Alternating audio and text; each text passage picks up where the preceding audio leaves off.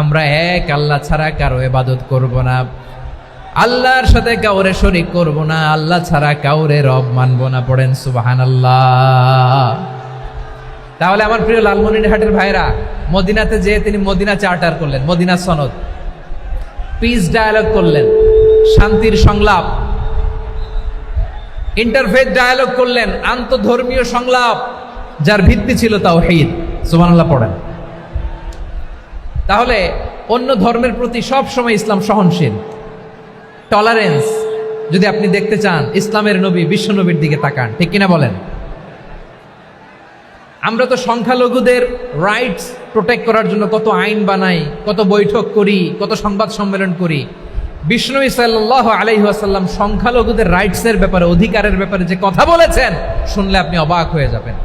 বিশ্বনবী বলেন, আলা মান যালামা মুআহাদান আও ইনতাকাসাহু আও কাল্লাফাহু ফাওকা তাআতিহি আও কাল্লাফাহু ফাওকা তাকাতিহি আও আখাযা মিনহু শাইআন বিগাইরি তিবি নাফসিন ওয়া আনা হাজিজুহু ইয়াউমাল কিয়ামা। খবরদার, জেনে রাখো, কেউ যদি কোনো সংখ্যালঘুর উপরে অত্যাচার করে, কোনো সংখ্যালঘুর প্রাপ্য থেকে যদি কেউ কাউকে ঠকায়, সংখ্যালঘুর উপর যদি কেউ কষ্ট দেয়, কোনো সংখ্যালঘুর সম্পদ যদি কেউ জোর করে কেড়ে নেয়, আমি কিয়ামতের দিন বিশ্বনবী ওই সংখ্যালঘুর পক্ষে আর ওই মুসলমানদের বিপক্ষে বাদী হয়ে দাঁড়াবো। সুবহানাল্লাহ বলতে পারলেন না? আল্লাহু আকবার। আপনি নামাজি, আপনি মুসল্লি, আপনি হাজী সাহেব, তাহাজ্জুদ পড়তে পড়তে কপালে দাগ ফেলে দিছেন, আপনার প্রতিবেশী হিন্দু, ভাবছেন আমার তো পাওয়ার আছে, ওর জমিটা দখল করি। বিশ্বনবী বলেন, কিয়ামতের দিন ওই হিন্দুর পক্ষে, তোর বিরুদ্ধে আমি বাদী হয়ে দাঁড়াবো। পৃথিবীর কোন ধর্মে এরকম স্টেটমেন্ট পাবেন? পাবেন? আপনি ভাবছেন আপনি নামাজ পড়লে, হাজী সাহেব কপালে দাগ ফেলায় দিলে আপনি সেলসেলায় জান্নাতে চলে যাবেন না? খবরদার। বিশ্বনবী বলেন, কোন সংখ্যালঘুর উপর যদি কেউ আক্রমণ করে, তার প্রাপ্য তাকে না দিয়ে যদি তাকে ঠকায়, তার উপর জুলুম করে, তার সম্পদ যদি কেড়ে নেয়, আমি নবী, তুমি মুসলিম হইতে পারো, মুসল্লি হইতে পারো, তার পক্ষে, তোমার বিপক্ষে আল্লাহর দরবারে বাদী হয়ে দাঁড়াবো। আচ্ছা লালমনিরহাটের ভাইরা, কথা বুঝতে পারলে আওয়াজ করে উত্তর দেন। বিশ্বনবী যদি কারো বিপক্ষে দাঁড়ায় কিয়ামতের দিন, আই রিপিট, আমি আবারও বলছি, বিশ্বনবী যদি কিয়ামতের দিন কারো বিপক্ষে দাঁড়ায়, ও তো সেলসেলায়া জান্নাতি, তাই না? জান্নাতি না? যে নবীর সুপারিশ ছাড়া জান্নাতের গেটও দেখা যাবে না, ওই নবী যদি বলে তোর বিপক্ষে আমি বাদী হয়ে দাঁড়াবো, ওই জান্নাতে আর ঢোকার কোনো সুযোগ আমাদের থাকবে? এখানেই শেষ না আমার প্রিয় লালমনিরহাটের ভাইয়েরা, এখানেই শেষ নয়। বিশ্বনবী বলেন, মান কাতালা মুআহাদান, বুখারীর বর্ণনা, মান কাতালা মুআহাদান লাম ইয়ারাহ রাইহাতাল জান্নাহ। কেউ যদি, কোনো মুসলিম যদি অন্যায়ভাবে কোনো সংখ্যালঘুকে হত্যা করে, কোনো হিন্দুকে হত্যা করে, কোনো বৌদ্ধরে হত্যা করে, অন্যায়ভাবে কোনো মুসলিম যদি কোনো সংখ্যালঘুরে হত্যা করে, জান্নাতে যাওয়া তো দূরের কথা, ওই মুসলিম জান্নাতের ঘ্রাণও পাবে না। সেই বুখারীর বর্ণনা, মান কাতালা মুআহাদান লাম ইয়ারাহ রাইহাতাল জান্নাহ ওয়া ইন্না রিহাহা লা ইউজাদু মিন মাসিরাতি 40 আমা। যে জান্নাতের ঘ্রাণ 40 বছর দূরের রাস্তা থেকেই পাওয়া যায়। সুবহানাল্লাহ পড়েন। প্রিয় ভাইরা, এখান থেকে জান্নাতে পৌঁছতে লাগবে 40 বছর। এত দূর, কত বছর? সবাই বলেন, কত বছর? এখান থেকে জান্নাতে পৌঁছতে লাগবে 40 বছর। এত দূরে থাকতেই জান্নাতের ঘ্রাণ আপনার নাকে এসে ধাক্কা মারবে।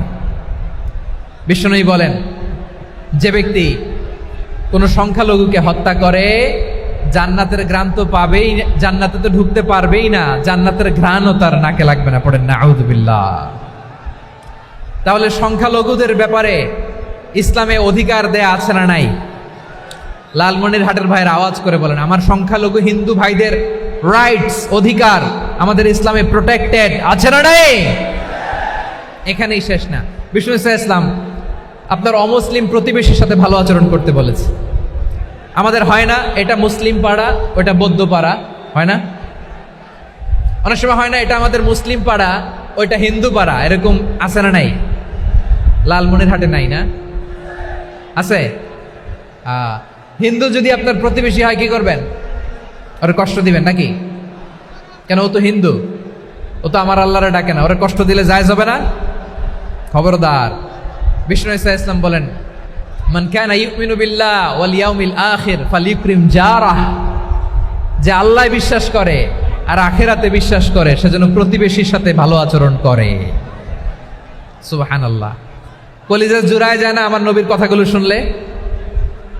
যে আল্লাহ বিশ্বাস করে, যে আখিরাতে বিশ্বাস করে সেজন্য প্রতিবেশীর সাথে ভালো আচরণ করে। এখানে বলছে মুসলিম প্রতিবেশী বলছে,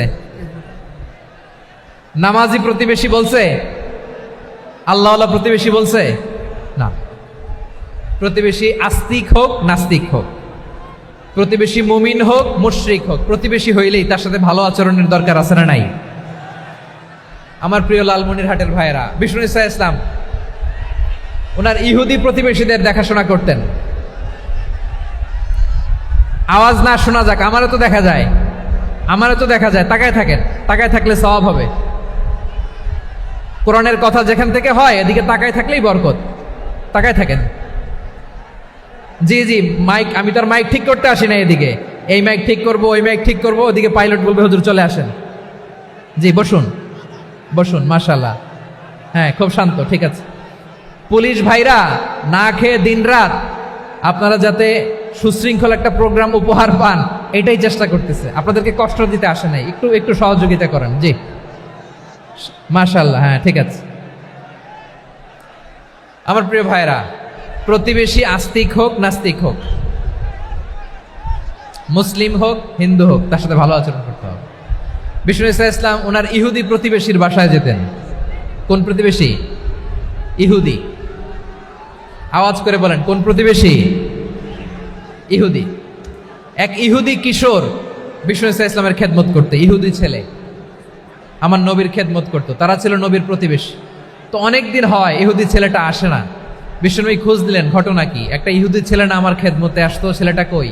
খোঁজ নিয়ে জানলেন ছেলেটা অসুস্থ। বিষ্ণু ঈসা ইসলাম ওই ইহুদির বাড়িতে চলে গেলেন ওই ছেলেটাকে দেখা করার জন্য, ভিজিট করার জন্য। সুবহানাল্লাহ পড়বেন না? গেলেন, যে দেখে ইহুদি ছেলেটা মুমূর্ষ, জান যায় যায় ভাব, বিছানায় পড়ে আছে, তার বাবা দাঁড়ানো।